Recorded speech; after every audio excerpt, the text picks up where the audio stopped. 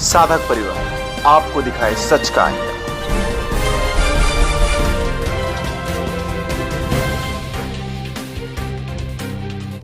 इस देश में वैसे तो विश्व का सबसे बड़ा लोकतंत्र भारत है, लेकिन लोकतंत्र केवल कहने मात्र को है। देखिए, यहाँ पर नेताओं के लिए अलग कानून है, मुस्लिमों के लिए अलग कानून है, ईसाई पादरियों के लिए अलग कानून है और बड़े बड़े सेलिब्रिटियों के लिए, समझ गए आप, कलाकारों के लिए अलग कानून है, साधारण लोगों के लिए अलग कानून है और हिंदू साधु संतों के लिए अलग कानून है। तो ये कहने मात्र को लोकतंत्र है और वास्तव में ये लोकतंत्र नहीं है।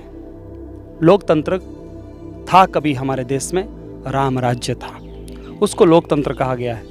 अभी जो ये प्रकरण चल रहा है ये बहुत ही शर्मनाक है, जहाँ महिला सशक्तिकरण की बात की जाती है इस देश में और महिलाओं के बारे में, महिलाओं का नाम ले लेकर वोट खींचे जाते हैं।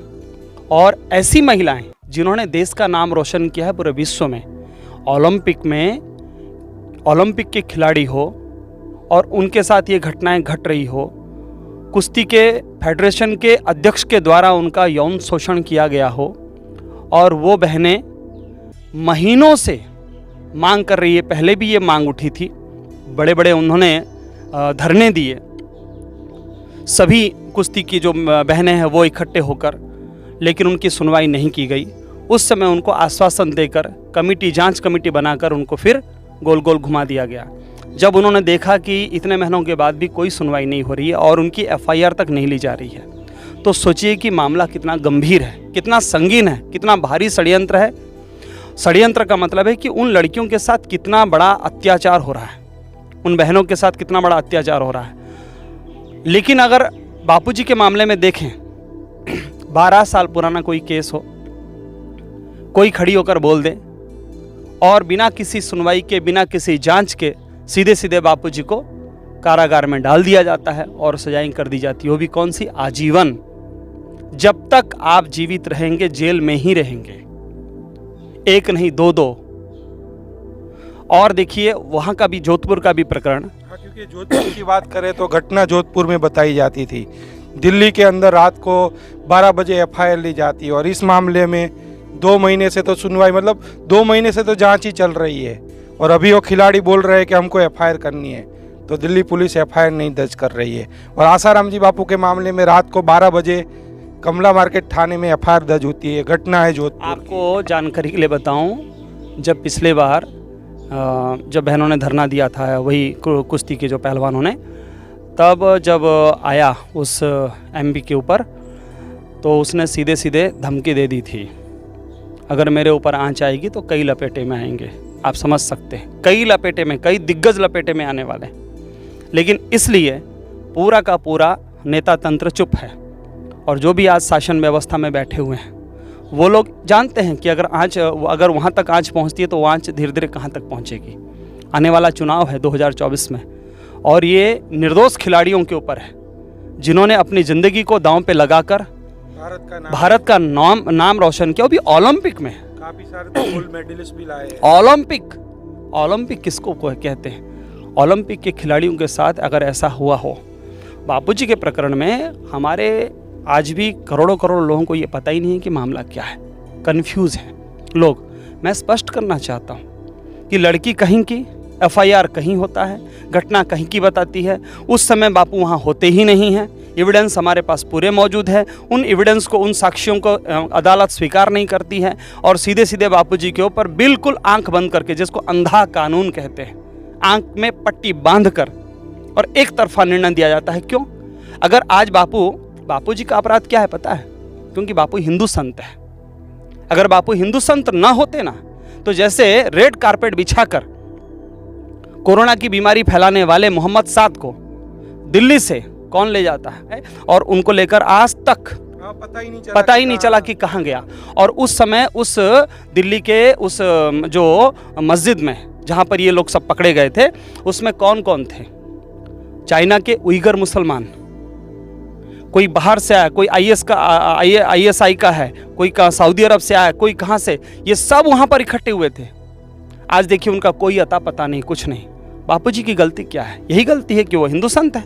अगर आप हिंदू संत हैं तो आपके लिए देश का कानून अलग लगेगा। शंकराचार्य हिंदू संत थे, तो रात को 12 बजे दिल्ली, वो भी दिवाली के दिन, चैलेंज के साथ कि हम आपके धर्म को अपमानित करेंगे। 100 करोड़ हिंदू तुम देख लो, तुम कुछ नहीं बिगाड़ सकते हो। आज बापूजी के 5 करोड़ साधक दुखी हैं।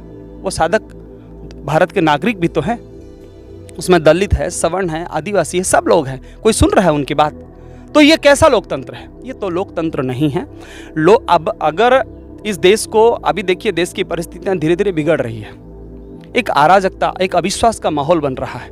और ऐसे परिस्थितियों में अगर लोकतंत्र के रक्षक ये जो कहने वाले संसद हो हमारा, चाहे वो जुडिशरी सिस्टम हो, अदालतें हो, चाहे वो चीफ जस्टिस ऑफ इंडिया हो, अगर ये सब मिलकर इसको अगर नहीं सुदृढ़ करेंगे तो आने वाले समय में भारत में एक अराजकता की परिस्थिति पैदा हो जाएगी, लोगों का विश्वास नहीं रहेगा। और इस समय इस देश का सौभाग्य है, मैं कहूँगा इस देश का सौभाग्य है कि इस समय जो CJI है, DY चंद्रचूड़ जैसे ईमानदार और बहुत अच्छे न्यायाधीश भारत को मिले हैं बहुत सालों के बाद। रंजन गोगोई कहते थे, वो भी ईमानदार अच्छे इंसान थे, अच्छे न्यायाधीश थे। उन्होंने तो साफ साफ कह दिया था कि भ्रष्टाचार तो 80% तक फैला हुआ है न्यायालयों में। लेकिन आज जिस तरह से DY चंद्रचूड़ काम कर रहे हैं, मुझे लगता है कि हमें उनसे कुछ उम्मीद करनी चाहिए और हमारे साधकों को ऐसा कुछ पहल करना चाहिए ताकि ये आवाज़ उन तक पहुँचे, ऐसा लगता है। क्योंकि देख रहे हैं अरुण भाई, नेताओं के लिए कानून अलग हो जाता है, FIR तक नहीं दर्ज हो रही, 2 महीना 3 महीना हो गया इस मामले को लेकर, जांच कहां पहुंची कोई पता नहीं। मतलब संतों के ऊपर आरोप लगते ही उनको दबोचा जाता है, तुरंत जेलों के अंदर डाला जाता है। केवल संत नहीं, हिंदू संत बोलिए, केवल हिंदू संत। और गुड़गांव की बात की जाए तो वहां भी 12 साल पुराने मामले में पत्रकारों की पेशी हो रही है, अभी तक कोई गिरफ्तारी नहीं हो रही है, जबकि उनके ऊपर पोक्सो लगा हुआ है। पोक्सो बापूजी के ऊपर लगाया गया इरादापूर्वक, और जैसे ही लगा है तुरंत बापूजी को उठा लिया गया है। ये नहीं सोचा गया कि 5 करोड़ लोगों की उनकी आस्था उनके साथ जुड़ी हुई है और पूरे देश में 50 सालों से उन्होंने अपनी कितनी कुर्बानी दी है, देश के लिए क्या क्या किया, वो नहीं देखा गया। केवल एक लड़की, अरे कहीं भी कोई लड़की खड़े होकर कह दे और किसी को उठा लो। अगर इतनी हिम्मत है तो इमाम बुखारी के ऊपर कितने मुकदमे हैं?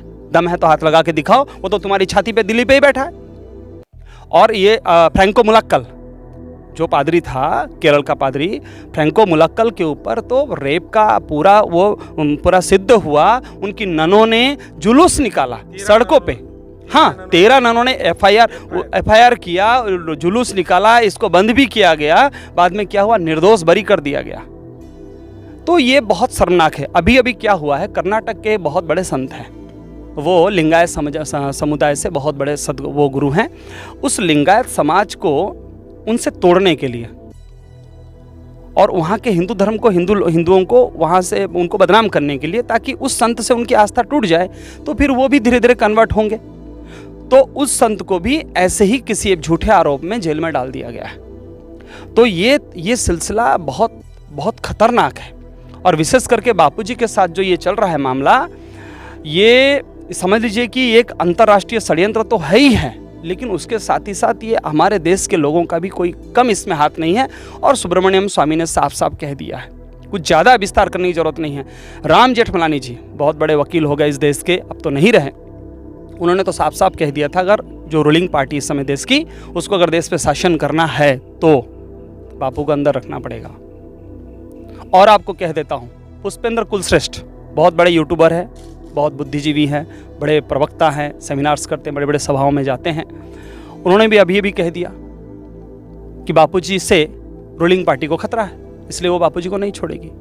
तो थोड़े दिन पहले ही, हाँ अच्छा, रामभद्राचार्य जी ने भी कहा, शंकराचार्य जी ने भी कहा, और उसके बाद देख लीजिए बड़े बड़े जितने भी यूट्यूबर हैं, संदीप देव को देख लीजिए, चाहे नितिन शुक्ला जी को देख लीजिए, चाहे अमृतानंद सरस्वती को देख लीजिए, चाहे नरसिंहानंद जी को देख लीजिए, चाहे जितने भी आप देख लीजिए, सभी ने खुलकर बोलना चालू किया है कि बापूजी के साथ अत्याचार हो रहा है और ये बिल्कुल षड्यंत्र है। लेकिन हमारे देश में कुछ ऐसे बैठे हैं जो नहीं चाहते हैं कि बापूजी के द्वारा इस संस्कृति का प्रचार हो। उनको बापूजी से वो ये नहीं चाहते कि बापू का कार्य जो बाहर चल रहा है वो चलता रहे, लेकिन बापूजी बाहर नहीं आने चाहिए। अगर बापूजी बाहर आ गए तो जैसे 100 सुनार की 1 लोहार की, इन्होंने 50 साल में जितना भी धर्मांतरण किया है ना, बापूजी एक बार बाहर आएंगे इनका पूरा का पूरा मटिया मेट हो जाएगा, पूरा बुलडोजर अभियान हो जाएगा। इसलिए वो चाहते हैं कि किसी भी कीमत में बापूजी को बाहर नहीं आना है, बापूजी को किसी भी प्रकार से जेल से बाहर नहीं आने देना है, बापूजी को छोड़ना ही नहीं है किसी कीमत में। इसलिए इस प्रकार के एक घटना को फैब्रिकेट किया गया और बापूजी को रख दिया गया। किसी भी तरह से एक बार बापूजी हमारे चुंगल में आ जाएं, फिर उनको आजीवन, जब तक जिएंगे तब तक जेल के अंदर ही रहेंगे। आप सोचिए कितना भयंकर है ये। पूरे हिंदू 100 करोड़ हिंदुओं के साथ विश्वासघात है। जिस पार्टी को हिंदुओं ने इस आस्था के साथ वोट दिया था कि कम से कम गौ हत्या तो बंद होगी इस देश में।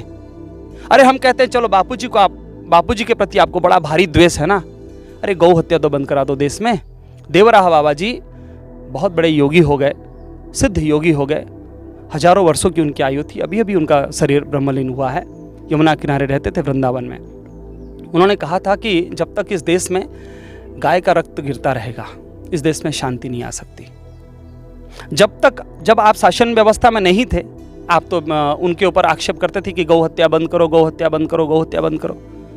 अब आपके शासन काल में भारत पिंक रेवोल्यूशन, जिसको वो गुलाबी क्रांति कहते हैं, जिसमें गाय का रक्त, गाय का मांस जितना अधिक आप निर्यात करते हैं उसमें आप इस समय भारत पूरे विश्व में नंबर 1 है। तो सोचिए कि इनकी मानसिकता कितनी घिनौनी है। इनका जो छद्म चेहरा है काल नेमी की तरह, बाहर से तो साधु दिखते हैं एकदम परम हिंदू, वाह, लेकिन भीतर से इनका चेहरा कितना घिनौना है। धर्मांतरण को देख लीजिए, हम गुजरात में हैं, धर्मांतरण कितना है। इनका शासन कब से चल रहा है? 25 साल से तो चल रहा है कम से कम। धर्मांतरण क्यों नहीं रोका जा रहा है? क्यों नहीं रोका जा रहा है? कानून नहीं बनाया जा रहा है। अगर बनाया भी गया है तो उसको अप्लाई नहीं करते हैं, उसको अच्छे से उसका वो नहीं होता है, अमल नहीं हो रहा है। तो पूरे देश में ये हालत है। अभी इन्हीं का MP नागालैंड में जब खड़ा होता है तो बोलता है कि भाई यहाँ तो बीफ चलेगा, यहाँ बीफ चलेगा, कोई बात नहीं, वोट हमको चाहिए, तुम भले गाय मांस खाओ, कोई दिक्कत नहीं है। तो इन्होंने अब ये सिद्ध कर दिया है कि हम कोई हिंदूवादी नहीं है।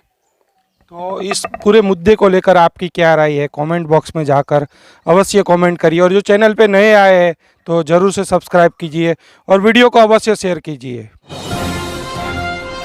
जानिए देश की पल पल की खबर नीलेश ठक्कर के द्वारा आपके अपने साधक परिवार पर। साधक परिवार आपको दिखाए सच का आईना।